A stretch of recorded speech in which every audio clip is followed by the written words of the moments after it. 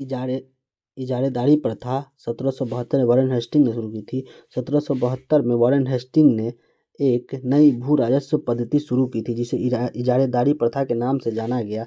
इस पद्धति को अपनाने का मुख्य उद्देश्य अधिक भू राजस्व वसूल करना था। इस व्यवस्था को मुख्य दो विशेषताएं थी। इसमें 5 वर्षीय ठेके की व्यवस्था थी तथा सबसे अधिक बोली लगाने वाले भूमि को ठेके पर दी जाती थी। किंतु इस व्यवस्था में कंपनी को ज़्यादा लाभ नहीं हुआ क्योंकि इस व्यवस्था से उसकी वसूली में अस्थिरता आ गई।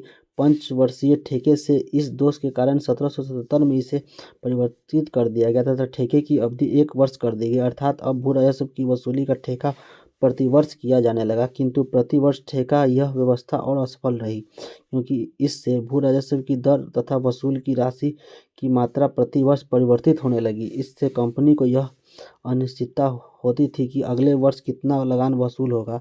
इस व्यवस्था का एक दोष यह भी था कि प्रति वर्ष नए नए व्यक्ति ठेका लेकर किसानों से अधिक भू राजस्व वसूल करते थे। चूँकि इसमें इजारेदारी यानी ठेकेदारों जमींदारों का भूमि पर अस्थायित्व स्वामित्व होता था, इसलिए वे भूमि सुधारों में कोई रुचि नहीं लेते थे। उनका मुख्य उद्देश्य अधिक से अधिक लाभ वसूल करना होता था। इसके लिए वे किसानों का उत्पीड़न भी करते थे।